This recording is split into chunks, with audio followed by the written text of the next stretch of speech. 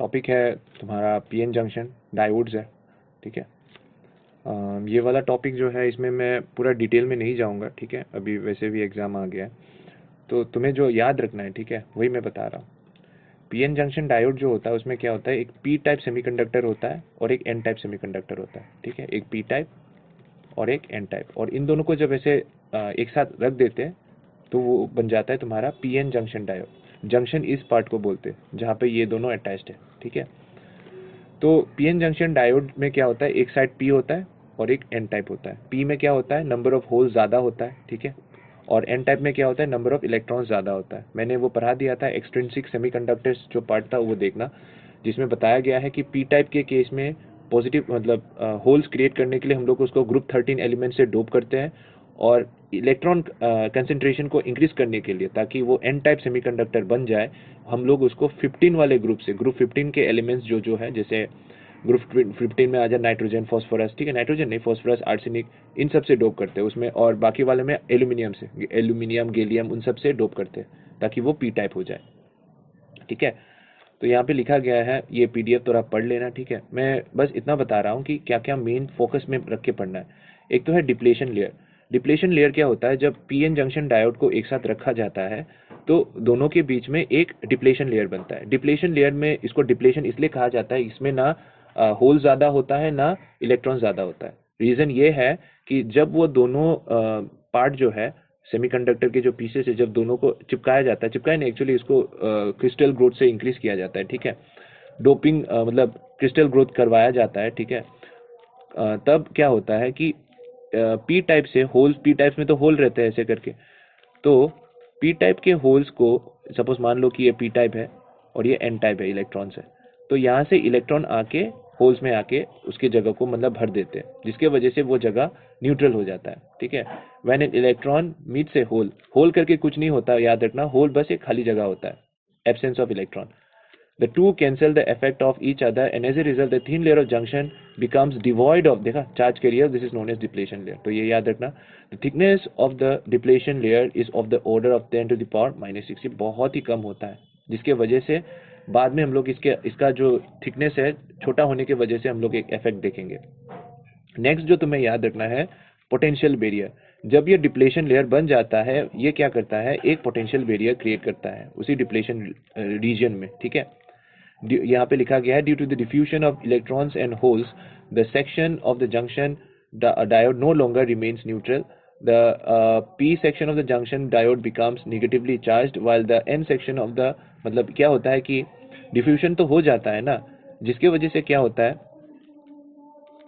अगर तुम इसको ऐसे पकड़ते हो, ठीक है, ये तुम्हारा जंक्शन डायोड है, मान लो कि ये पी साइड है और ये एन साइड है, यानी इधर होल्स ज्यादा है, ठीक है। अब क्या होगा, इस वाले पार्ट में देखो, इलेक्ट्रॉन यहाँ से आके इधर कूदेगा ना, जिसके वजह से ये वाला जो साइड है ना, ये प्लस हो जाएगा, क्योंकि इलेक्ट्रॉन चला गया है और यहाँ पे आके इलेक्ट्रॉन बैठ गया है, जिसके वजह से ये नेगेटिव साइड हो जाएगा, थोड़ा नेगेटिव चार्ज ज़्यादा हो जाएगा, जिसके वजह से देखो यहाँ पे एक पोटेंशियल बन जाएगा, प्लस माइनस आ गया ना, जैसे कैपेसिटर में आता है, तो एक पोटेंशियल बन जाएगा, उसी पोटेंशियल को बोलते हैं पोटेंशियल बैरियर, ठीक है। It opposes the further diffusion, मतलब ये क्या करता है, अपोज करता है कि, और it opposes the further diffusion of carrier charge. इसका यही काम है कि जब ये बनना शुरू होता है तो देखो यहाँ पे क्या बन रहा है, नेगेटिव बन रहा है ना, तो सोचो कि एन टाइप वाले पार्ट से क्या आ रहा है, इलेक्ट्रॉन आ रहा है। तो क्यों आ रहा है, क्योंकि यहाँ पे होल्स है, पी टाइप में तो होल्स है, तो एन टाइप साइड से इलेक्ट्रॉन्स आके पी टाइप साइड में भर रहे हैं। अब वो जंक्शन के पास ही कर पाएंगे, ये नहीं कि यहाँ से इलेक्ट्रॉन आके इधर चला गया, नहीं नहीं, ऐसा नहीं होता, ठीक है, पॉसिबल ही नहीं है। तो ये जो आसपास के जो इलेक्ट्रॉन्स है, ये इलेक्ट्रॉन्स आके इस होल को भरते हैं, ठीक है, जिसके वजह से क्या होता है, यहाँ पे नेगेटिव चार्जेस जो है वो बढ़ने लगता है समय के साथ साथ, जितना डिफ्यूजन होता जाता है उसके वजह से क्या होता है, अब ये इलेक्ट्रॉन आना भी चाहे ना, लेकिन यहाँ पे पहले से ही इलेक्ट्रॉन्स है, वो उसको अपोज करना शुरू कर देगा, ठीक है। तो धीरे धीरे क्या होता है, एक ऐसा समय आ जाता है जब डिफ्यूजन रुक जाता है, ठीक है, और ये रुकता है बिकॉज ऑफ पोटेंशियल बैरियर, ठीक है। अब पोटेंशियल जब बन गया तो ऑब्वियसली इसका एक पोटेंशियल का तो एक वोल्टेज रहेगा, वो होता है 0.7 वोल्ट्स का फॉर सिलिकॉन के लिए, ठीक है, और जर्मेनियम के लिए ये थोड़ा कम रहता है, 0.6 के आसपास रहता है, ठीक है, फॉर डिफरेंट, वो उसके हिसाब से हम लोग अलग अलग चीज़ें बनाते हैं। अब क्या है देखो, अब देखो तुम्हारा यहाँ पे एक पोटेंशियल बन रहा है V, ठीक है, कितना, 0.7 वोल्ट्स।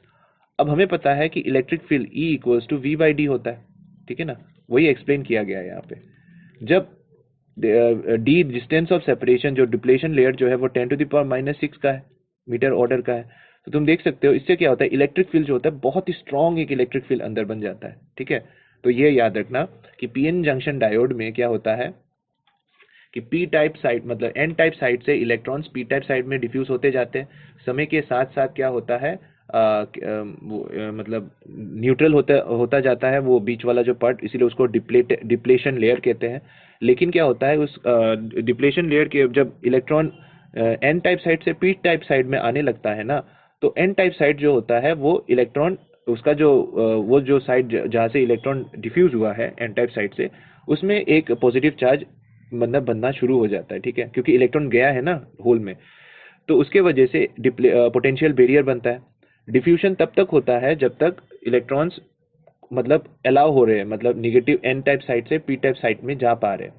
लेकिन समय के साथ साथ पोटेंशियल बैरियर का जो पोटेंशियल है वो बढ़ेगा एंड अल्टीमेटली इलेक्ट्रॉन्स का जो डिफ्यूजन प्रोसेस जो है वो रुक जाएगा, ठीक है। ये जो पोटेंशियल बैरियर जो होता है, ठीक है, जिसके वजह से डिफ्यूजन प्रोसेस रुक जाता है, ये इतने छोटे रीजन में बना होता है जिसके वजह से इलेक्ट्रिक फील्ड बिटवीन जो जो रीजन है वो बहुत ही स्ट्रांग हो जाता है, ठीक है।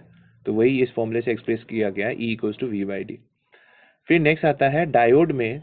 मैंने उस दिन दिखाया था कि डायोड जो होता है वो काले रंग का एक होता है, इधर ये पूरा पार्ट काला होता है, ठीक है, ऐसा कुछ था ना, मैं दिखा देता हूँ। ऐसे करके डायोड होता है, यहाँ पे ऐसे करके ग्रे रंग का स्लिप होता है, फिर ये पूरा काला होता है, ठीक है। ये तुम्हारा डायोड होता है, ठीक है, इन रियल वर्ल्ड। फिर तो इस डायोड को तो हमें कनेक्ट करना होगा। तो डायोड को दो तरीके से कनेक्ट कर सकते हैं, एक तो है उसका फॉरवर्ड बायसिंग कर दो और दूसरा क्या है उसका रिवर्स बायसिंग कर दो। फॉरवर्ड बायसिंग का मतलब है इसका जो पी टाइप साइड है ना, पी टाइप साइड को बैटरी के पॉजिटिव के साथ कनेक्ट करो और एन टाइप साइड को जो नेगेटिव मतलब इलेक्ट्रॉन वाला जो साइड है, ठीक है, जिसमें इलेक्ट्रॉन कंसेंट्रेशन ज़्यादा है, वो तुम्हारा नेगेटिव साइड में कनेक्ट कर दो। तो दिस टाइप ऑफ कनेक्शन, अगर डायोड को तुम ऐसे कनेक्ट करते हो, इसको बोलते हैं फॉरवर्ड बायसिंग। ये पॉजिटिव साइड है, ये नेगेटिव साइड है। प्लस माइनस लिखने की ज़रूरत नहीं है, बस समझाने के लिए ड्रॉ कर रहा हूँ, ठीक है। तो प्लस को प्लस के साथ और माइनस को माइनस के साथ ज्वाइन करोगे तो ये फॉरवर्ड बायस हो जाएगा। फॉरवर्ड बायसिंग का जो पार्ट है मैं थोड़ा समझा देता हूँ, ठीक है। यहाँ पे जो लिखा गया है, when the PN junction is forward biased, the positive holes simultaneously negative sections are repelled by the this develop just near the PN electrons are combined and cease to exist as after the potential overcome by the for each electron combination takes place near a covalent bond breaks of the electrons। अच्छा, ये जो है यहाँ पे जो भी लिखा गया है, ठीक है, इसको मैं सिंपल वे में बता देता हूँ। फॉरवर्ड बायसिंग के केस में क्या होता है कि देखो यहाँ पे एक पोटेंशियल बैरियर बन रहा था ना, ये वाला जो डिप्लेशन रीजन में एक पोटेंशियल आ गया था 0.7 वोल्ट्स का, ठीक है। तो वो जो 0.7 वोल्ट्स का जो पोटेंशियल जो है, ठीक है, उसको तुम्हें ओवरकम करना होगा पहले। यानी कि 0.7 तक डायोड में कोई कंडक्शन नहीं होगा। फॉरवर्ड बायसिंग के केस में ही कंडक्शन होता है, रिवर्स बायसिंग के केस में कंडक्शन नहीं होता है, ठीक है। उसका भी वो भी करता है कंडक्शन, लेकिन एक्सट्रीम कंडीशन में, मैं वो बता रहा हूँ बाद में। अब यहाँ पे क्या बोला गया है कि यहाँ पे बहुत कुछ लिखा गया है। ये वाला जो पैरा है इसमें लिखा गया है कि कैसे वो सब हो रहा है, ठीक है, कैसे वो सब मतलब चेंज हो रहे हैं, मतलब कैसे कैसे करके कंडक्शन हो रहा है वो एक्सप्लेन किया गया है, ये वाला पैरा जो है, ठीक है, पढ़ सकते हो। लेकिन हो क्या रहा है कि जहाँ यहाँ पे बोला गया है कि जब तुम फॉरवर्ड बायसिंग करते हो तो इस रीजन में क्या हो रहा है कि रिकम्बिनेशन हो रहा है वो इलेक्ट्रॉन्स का होल्स के साथ, ठीक है। और जब भी एक रिकम्बिनेशन इधर हो रहा है, यहाँ पे एक बॉन्ड ब्रेक हो रहा है जहाँ से इलेक्ट्रॉन फिर से रीजनरेट हो रहे हैं, ठीक है। और यहाँ पे कोई एक इलेक्ट्रॉन आके होल को ऑक्युपाई कर रहा है, क्योंकि कंडक्शन होना है तो इलेक्ट्रॉन को फ्लो करना होगा ना। तो अगर करंट इस डायरेक्शन से फ्लो कर रहा है तो इलेक्ट्रॉन्स को इस डायरेक्शन से जाना होगा। तो तुम मान सकते हो कि जब तुम फॉरवर्ड बायस करते हो तो डिप्लेशन रीजन में क्या होता है, इलेक्ट्रॉन्स और होल्स का रिकम्बिनेशन होता है, जिसके वजह से क्या होता है, हर एक रिकम्बिनेशन जो यहाँ पे हो रहा होता है, रिकम्बिनेशन मतलब होल में इलेक्ट्रॉन आके बैठा, इसको बोलते हैं रिकम्बिनेशन। तो वो इलेक्ट्रॉन अगर यहाँ पे आया है तो उस इलेक्ट्रॉन का जगह भी तो किसी को भरना होगा, जिसके लिए क्या हुआ है कि एन पार्ट में एक कोवलेंट बॉन्ड टूट रहा है, ठीक है। ये समझाने का एक तरीका है, कोवलेंट बॉन्ड टूट रहा है जिसके वजह से वो इलेक्ट्रॉन ये जगह ले रहा है, फिर ये इलेक्ट्रॉन रिकम्बाइन हो रहा है, फिर रिकम्बाइन होने के बाद यहाँ पे और जो है इलेक्ट्रॉन जो है यहाँ से होल क्रिएट करके निकल रहा है, ठीक है। On the other hand, as soon as the hole is created in the P section due to the breaking of a covalent bond, electron is released from the negative terminal of the battery into the section, ठीक है। मतलब negative terminal से एक electron इधर entry करता है, वही बताया गया है, ठीक है, कि इलेक्ट्रॉन का फ्लो कैसे होता है। जो तुम्हें मेन चीज जो याद रखना है कि जब तुम डायोड को फॉरवर्ड बायस करते हो, ठीक है, तब क्या होता है, डिप्लेशन रीजन का जो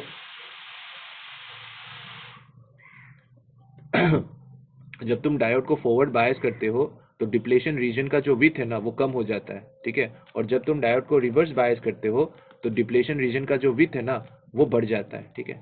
फॉरवर्ड बायसिंग के केस में क्या, रिवर्स बायसिंग के केस में क्या होगा, यहाँ पे देखो, यहाँ पे बोला गया है इट में it makes the depletion layer very thin, ठीक है। तुम डायोड को फॉरवर्ड बायस करते हो तो डिप्लेशन लेयर जो है वो पतला हो जाता है, जिसके वजह से उसका रेजिस्टेंस भी कम हो जाता है। रिवर्स बायसिंग के केस में क्या होता है, पी टाइप को, पी पार्ट को निगेटिव के साथ कनेक्ट किया जाता है और एन पार्ट को पॉजिटिव के साथ, ठीक है। तो अगर तुम्हारा ये डायोड का अगर स्कीमेटिक डायग्राम अगर मैं ड्रॉ करूँ, ऐसा अगर है ये पॉजिटिव पार्ट, ये नेगेटिव पार्ट, तो मैं पॉजिटिव पार्ट को बैटरी के नेगेटिव के साथ कनेक्ट करना होगा। तो ये तुम्हारा रिवर्स बायसिंग का डायग्राम है। इस केस में करंट फ्लो नहीं करेगा, ठीक है, लेकिन कुछ कुछ करंट फ्लो होता है because of minority charges. Minority charges का मतलब क्या है, देखो, पी टाइप सेमीकंडक्टर में ये नहीं कि सिर्फ होल्स ही है, इलेक्ट्रॉन्स भी है, ठीक है। सेमीकंडक्टर है ना, तो उसमें हो सकता है कि होल्स का कंसेंट्रेशन ज्यादा हो लेकिन उसमें इलेक्ट्रॉन्स का कंसेंट्रेशन कम है। तो वो मैंने एक्सट्रिंसिक सेमीकंडक्टर पढ़ाते समय बोला था कि एक्सट्रिंसिक सेमीकंडक्टर में दोनों होते हैं, सेमीकंडक्टर में दोनों बनते हैं, होल्स और इलेक्ट्रॉन्स दोनों बनते हैं, लेकिन पी टाइप में क्या होता है, होल्स का कंसेंट्रेशन ज्यादा होता है, ठीक है। तो जब तुम फॉरवर्ड बायस करते हो ना, तो फॉरवर्ड बायसिंग के केस में मेजॉरिटी चार्ज कैरियर्स जो है वो ज्यादा पार्टिसिपेट करते हैं, इसलिए वो कंडक्शन जो होता है वो ज्यादा होता है। लेकिन रिवर्स बायसिंग केस में मेजॉरिटी कैरियर्स जो है वो पार्टिसिपेट नहीं कर पाते, ठीक है, लेकिन माइनॉरिटी कैरियर्स पार्टिसिपेट करते हैं, जिसके वजह से क्या होता है, कंडक्शन होता है लेकिन बहुत कम होता है, ठीक है।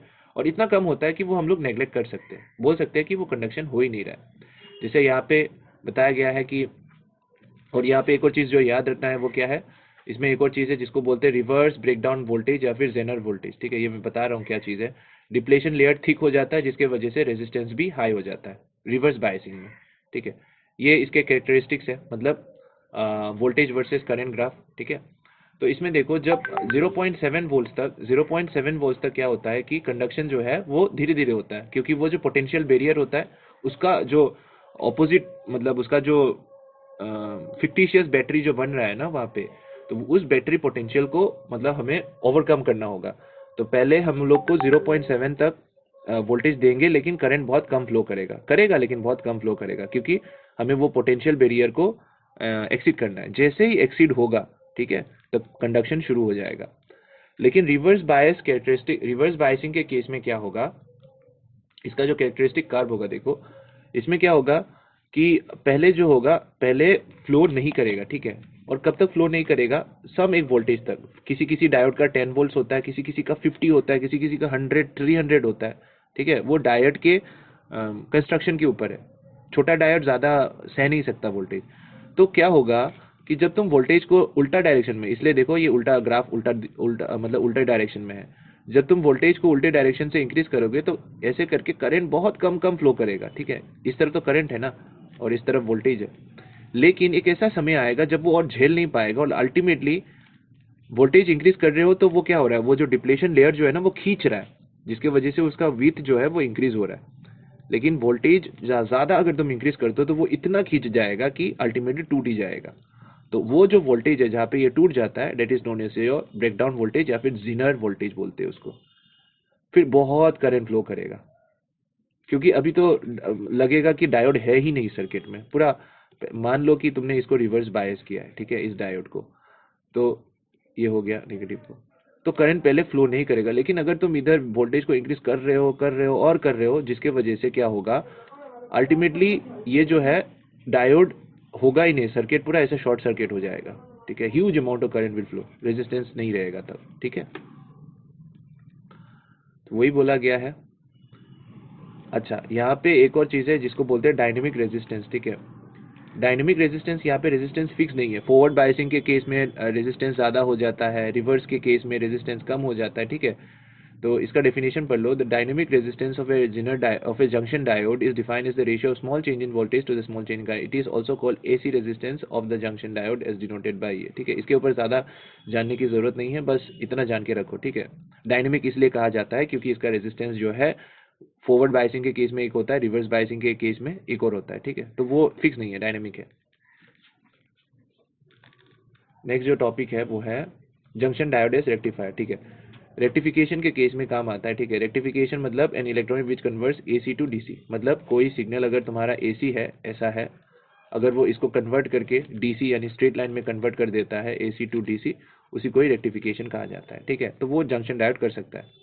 दो तरीके के वो है कन्फिगरेशन है, एक है हाफ वेव रेक्टिफायर और दूसरा है फुल वेव रेक्टिफायर।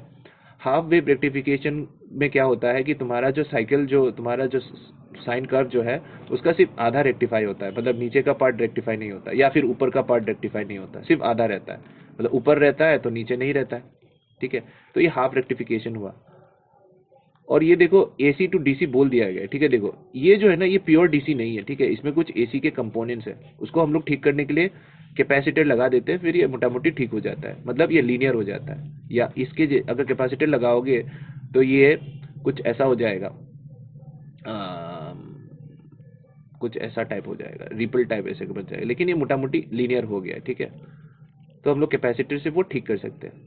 अब कैसे काम करता है तुम लोग ये पूरा पीडीएफ में पढ़ सकते हो, मैं बता देता हूँ कैसा है कनेक्शन। तो इसमें देखो एक ट्रांसफॉर्मर होता है, ये वाला पार्ट जो है, ठीक है, ट्रांसफॉर्मर एसी इनपुट। तो ट्रांसफॉर्मर क्या करता है, ये जो है इसमें देखो कोयलिंग ज़्यादा है, इसमें कोयलिंग कम है, तो ये स्टेप डाउन ट्रांसफॉर्मर हुआ, यानी इस वाले साइड में वोल्टेज हाई होगा और इस वाले साइड में वोल्टेज लो होगा। वोल्टेज लो होगा तो करंट बढ़ जाएगा, ठीक है। तो ज़्यादा करंट हम लोग ड्रॉ कर सकते हैं, बहुत कुछ लगा सकते हैं, लेकिन वोल्टेज कम रहेगा।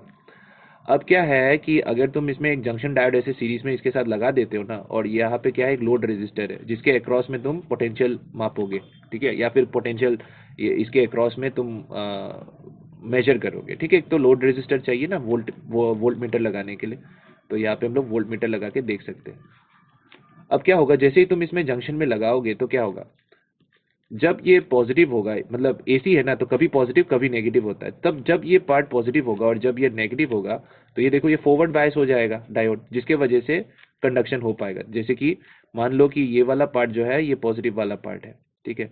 तो इस वाले पार्ट में क्या होता है, फॉरवर्ड बायसिंग होता है, जिसके वजह से डायोड करंट फ्लो करवाने देता है, जिसके वजह से तुम्हें आउटपुट मिल जाता है।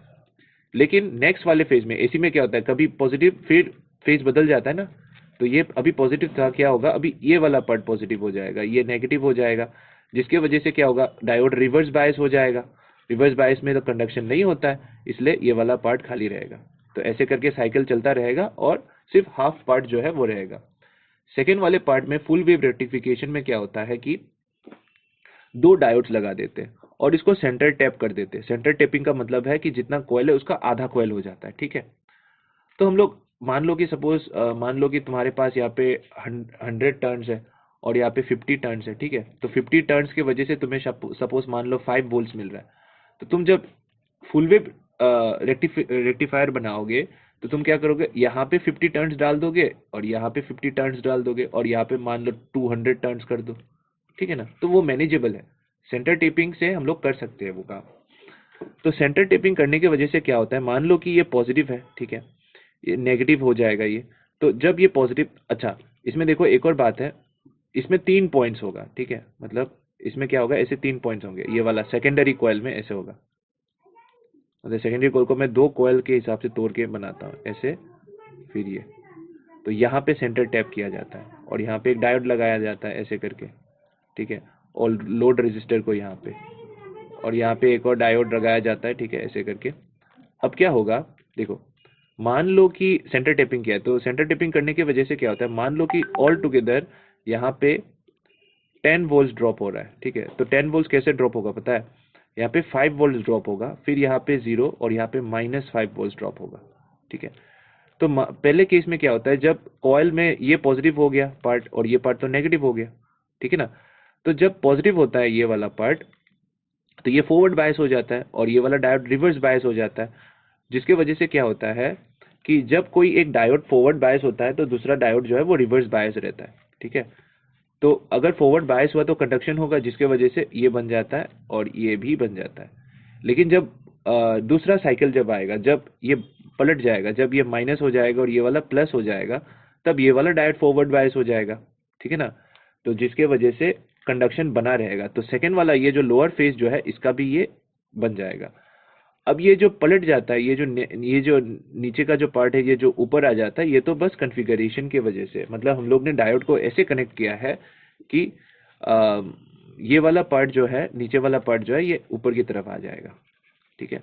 इसको अगर मैं थोड़ा और अच्छे से समझाऊं तो ये बोल सकता हूँ कि देखो कनेक्शन में देखो, तुम्हारा जो पॉइंट है ना, ये वाला जो टर्मिनल पॉइंट है ना, ये हमेशा पॉजिटिव रहेगा।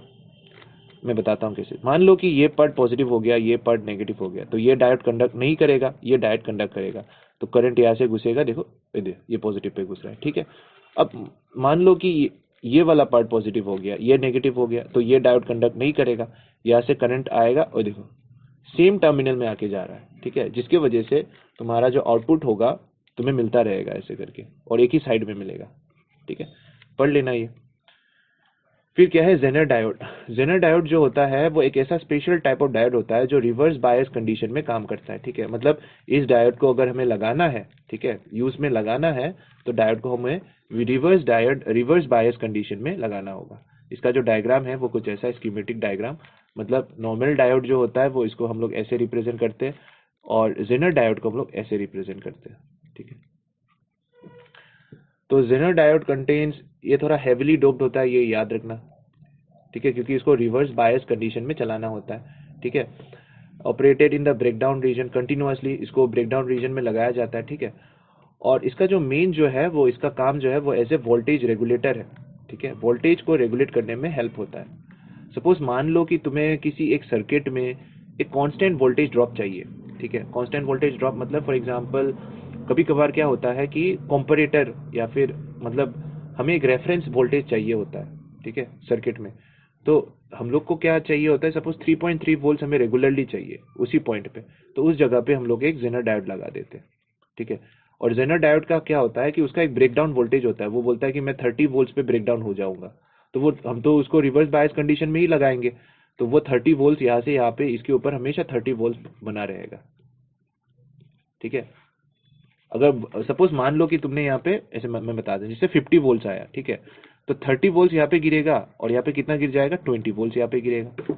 सपोज मान लो कि 100 वोल्ट्स आ गया, फ्लक्चुएटिंग तुम्हारा डीसी है, तो 30 वोल्ट्स यहाँ पे ड्रॉप हो जाएगा और यहाँ पे 70 ड्रॉप हो जाएगा। यानी जेनर के क्रॉस में हमेशा वो वोल्टेज डिफरेंस जो है वो फिक्स रहेगा, इसलिए उसको वोल्टेज रेगुलेटर की तरह यूज किया जाता है, ठीक है।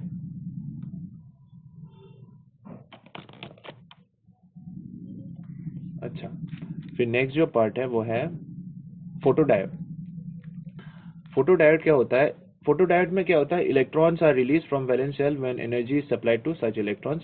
This energy can be supplied, light energy can also be used to produce the current in. अच्छा, मतलब फोटोडायोड क्या होता है कि a photodiode is made from light और फोटो सेंसिटिव सेमीकंडक्टर, ठीक है। मतलब लाइट के ऊपर बेस्ड करके बनाया गया है, ठीक है। जैसे कुछ कुछ फोटो डायोड्स होते हैं जैसे जो अपना रेजिस्टेंस चेंज कर देते हैं, ठीक है।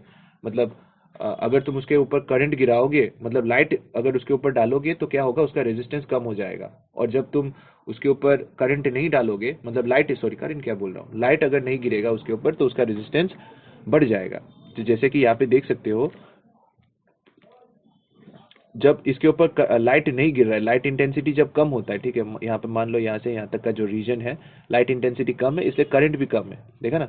तो ऐसे करंट को बोला जाता है डार्क करंट। डार्क करंट का मतलब है जब लाइट इंटेंसिटी कम होता है, ठीक है। और उसके बाद लाइट इंटेंसिटी बहुत बढ़ जाता है, तब क्या होता है, धीरे धीरे करके करंट बढ़ता जाता है और एक ऐसा समय आता है कि उससे ज्यादा करंट बढ़ता नहीं है, उसको बोलते हैं सैचुरेटेड करंट, ठीक है। बस इतना याद रखो। इसका सिंबल कैसा है, इसका सिंबल कुछ ऐसा है। अगर एक डायोड है, अगर वो फोटो डायोड है तो इसको एक सर्कल के अंदर रख देते हैं, ठीक है। और अगर और इसके ऊपर ऐसे लाइट का ऐसे करके एरो दे सकते हैं, ये फोटो डायोड का सिंबल है। यानी लाइट के इंटेंसिटी के हिसाब से वो अपना जो रेजिस्टेंस वैल्यू जो है वो चेंज करेगा, ठीक है। ये हो गया फोटो डायोड। दूसरा क्या है, लाइट एमिटिंग डायोड। तो लाइट एमिटिंग डायोड में क्या होता है कि अगर तुम उसमें वोल्टेज देते हो तो उसमें उससे लाइट निकलता है, जैसे एलईडी होता है लाइट एमिटिंग डायोड, ठीक है। तो फोटो डायोड में और लाइट एमिटिंग डायोड में बस इतना फर्क है कि उसमें एरो अंदर जाता है, ठीक है, और इसमें एरो बाहर की तरफ है, ठीक है, बस वही है। अच्छा, यहाँ पे जो रेजिस्टर लगाया जाता है वो करंट को लिमिट करने के लिए, एलईडी प्रोटेक्शन के लिए, ताकि ज़्यादा करंट फ्लो ना करे, ठीक है। तो वही एक रेजिस्टर लगाया गया है। अलग अलग तरीके से मतलब कर सकते हैं हम लोग इसको एक्सपेरिमेंट को, ठीक है। लोड रेजिस्टर के अक्रॉस में हम लोग वोल्टेज माप सकते हैं, ठीक है, वो भी करने के लिए यहाँ पे लोड रेजिस्टर लगाया गया है। एक्चुअली उसी पर्पस के लिए लगाया गया है, लेकिन एलईडी जब भी हम लोग कनेक्ट करते हैं तो वो एक रेजिस्टर के थ्रू ही कनेक्ट करते हैं। तो लाइट एमिटिंग डायोड्स में यही होता है। फोटो डायोड्स में क्या होता है कि लाइट गिरता है और लाइट एमिटिंग डायोड में वो लाइट एमिट करता है, ठीक है। यहाँ पे एक फॉर्मूला है, यहाँ पे देखो, गैलियम आर्सेनिक और फॉस्फोरस, इसका एक कॉम्बिनेशन दिया गया, मतलब अलग अलग कॉम्बिनेशन से बनाया जाता है। और इसको बनाना इतना आसान नहीं होता, इसके ऊपर बहुत रिसर्च होता है कि पर्टिकुलर वेवलेंथ का अगर तुम्हें एलईडी चाहिए तो किससे डोपिंग करना है, क्या क्या कॉम्बिनेशन है, ठीक है। अच्छा, तो एनर्जी गैप वैल्यू यहाँ पे देखो, द फॉरबिडन एनर्जी गैप इसका दिया हुआ है, जैसे कि 1.9 इलेक्ट्रॉन वोल्ट है। अगर तुम इसको डाल दो, इस फॉर्मूला में डाल दो, तो तुम्हें पर्टिकुलर ये वेवलेंथ का तुम्हें एलईडी मिलेगा, ठीक है, लाइट एमिटिंग डायोड। तो यही जो एनर्जी गैप है ना, इसी के ऊपर ही हमें काम करना होता है रिसर्च के केस में, कि इसको बदलते रहो और अलग अलग तरह के एलईडीज बनाते रहो, ठीक है। ये इसी को ही बदलना थोड़ा वो है, चैलेंजिंग है। इसके यूजेस बहुत सारे हैं, पता ही है एलईडीज का कहाँ यूज होता है, ठीक है। नेक्स्ट क्या है, सोलर सेल। सोलर सेल क्या होता है? Solar cell is a semiconductor device that converts photons of solar light into electricity, जैसे हमारा सोलर पैनल होता है, ठीक है। इसका यहाँ पे तुम्हारा कंस्ट्रक्शन दिया गया है, पढ़ लो इसके बारे में, कुछ ज़्यादा है नहीं, थोड़ा जो भी मतलब जो भी तुम्हें यहाँ पे लगता है कि मतलब याद रखने लायक है, पढ़ लो, ठीक है। वर्किंग के बारे में भी तुम पढ़ सकते हो, वर्किंग जैसे व्हेन लाइट फॉल्स में थोड़ा बता देता हूँ। जैसे कि यहाँ पे क्या होता है कि एन टाइप जो पार्ट होता है ना, एन पार्ट जो होता है, N type layer which is on the top of the solar cell, it gets absorbed. When light falls on the n-type solar cell, the absorbed light knocks out electron which flow across the p-n junction to create a current. The current flows through the p layer. A load resistor is connected across the metal of n-type and p-type to store the electricity. After flowing through the load resistor, the current flows back into the n-type layer. Thus a current is generated without any mechanical input. ज़्यादा कुछ बोला नहीं गया है, मतलब बोला गया है कि n-type से p-type की तरफ इलेक्ट्रॉन फ्लो होता है, ठीक है, बस वही बोला गया है। ज़्यादा बोल नहीं सकते क्योंकि तुम्हारा जो सोलर सेल जो है ये बहुत ही ब्रॉड टॉपिक है, ठीक है। तो बस इतना लिख सकते हो सोलर सेल के बारे में। ये होता क्या है, बस इसमें फोटोन से हम लोग इलेक्ट्रिसिटी बनाते हैं, सनलाइट से इलेक्ट्रिसिटी। एप्लीकेशंस पढ़ लो इसके, ठीक है। अच्छा, एक न्यूमेरिकल है, देखो यहाँ पे, an intrinsic semiconductor has equal number of holes and electron and hole concentration of this, ठीक है, पर मीटर क्यूब है ना, तो होल कंसंट्रेशन हुआ। On doping with certain impurity the electron concentration increases to this, मतलब इलेक्ट्रॉन कंसंट्रेशन जो है वो इंक्रीज हो गया है जब तुम इसको डोप कर देते हो, तो concentration increases to the identify the extrinsic semiconductor. तो obviously on doping with impurity the electron concentration increase हुआ है, मतलब क्या है, तुमने जब उसको डोप किया है, मतलब पहले क्या था, मान लो कि एक इंट्रिंसिक सेमीकंडक्टर है और उसमें जितने इलेक्ट्रॉन्स है उतने ही तुम्हारे होल्स है, ठीक है, जितने इलेक्ट्रॉन्स है उतने ही तुम्हारे होल्स है। लेकिन तुमने उसको डोप किया मतलब कुछ एक एलिमेंट डाला जिसके वजह से, सपोज तुमने इसके ऊपर फॉस्फोरस डाल दिया, तो फॉस्फोरस क्या करेगा, फॉस्फोरस के पास 4 इलेक्ट्रॉन है, 5 इलेक्ट्रॉन है, तो 4 से वो कोवलेंट बॉन्ड फॉर्म कर लेगा 4 सिलिकॉन के साथ, और एक इलेक्ट्रॉन एक्स्ट्रा आ जाएगा, जिसके वजह से ना इलेक्ट्रॉन कंसेंट्रेशन बढ़ रहा है। तो ये क्या बन जाएगा एक्सट्रिंसिक में एन टाइप सेमीकंडक्टर। पी बन सकता है या फिर एन बन सकता है, यहाँ पे इलेक्ट्रॉन का कंसेंट्रेशन इंक्रीज हो रहा है तो ये एन टाइप ही बनेगा। Calculate the new hole concentration, तो नया जो होल कंसेंट्रेशन है वो निकालना है। तो इसका फॉर्मूला क्या होगा, एन आई स्क्वायर, ठीक है, मतलब क्या है कि n of electron n of hole, ठीक है, is equals to n of intrinsic. N i मतलब इंट्रिंसिक, मतलब n I into N i है, मतलब पहले केस में इंट्रिंसिक था ना सेमीकंडक्टर, तो N I into N i, मतलब आई का एन आई का मतलब है नंबर ऑफ तुम्हारा जो इलेक्ट्रॉन डेंसिटी या फिर होल डेंसिटी, दोनों के केस में, इंट्रिंसिक के केस में तो जितने होल्स है उतने ही इलेक्ट्रॉन्स है ना, इसलिए N I into N I. लेकिन जब वो डोप हो जाता है तो N E into N H हो जाता है, क्योंकि इलेक्ट्रॉन कंसेंट्रेशन बढ़ जाता है, होल कम हो जाता है। तो यहाँ से तुम्हारा एन ई कितना निकलेगा, एन आई स्क्वायर मतलब 6 into 10⁸ whole thing square by N E, electron concentration है 12, ठीक है। तो यहाँ से एन आई स्क्वायर करोगे तो ये 4 इंटू 10⁴ मीटर क्यूब आएगा, ठीक है। इस वाले पे आ जाओ, ये क्या है, पीएन जंक्शन डायोड। देखो एक डायोड को फॉरवर्ड बायस किया गया है, ठीक है, कैसे पता फॉरवर्ड बायस हुआ है, ये वाला जो पार्ट है पॉजिटिव है, डायोड के पॉजिटिव के साथ कनेक्टेड है, ये नेगेटिव है, नेगेटिव के साथ कनेक्टेड है, और एक रेजिस्टर है सीरीज में है, और उसको 1.5 वोल्ट से कनेक्ट किया गया। अब होगा ये कि डायोड में क्या होगा, यहाँ से यहाँ तक 0.5 वोल्ट का ड्रॉप हो रहा है, तो बाकी 1 वोल्ट कहाँ पे ड्रॉप हो रहा होगा, रेजिस्टर में। The maximum bearable current is, क्या बोला गया, PN junction diode when forward biased is a drop of this and independent of current flowing through it. अच्छा, the maximum bearable current is 10 milli ampere, मतलब ज़्यादा से ज़्यादा ये 10 मिली एम्पियर, ये सर्किट जो है 10 मिली एम्पियर हैंडल कर सकता है। Calculate the value of R so that the current flowing through the circuit is 5 milli ampere, ठीक है। तो हमें क्या निकालना है, आर निकालना है, ताकि current flowing through the circuit is 5 milli ampere. तो ये 10 मिली एम्पियर का तो ये झंझाल ये बेकार में दिया हुआ है, ठीक है। 10 मिली एम्पियर तो बस हम लोग को गुमराह करने के लिए दिया है।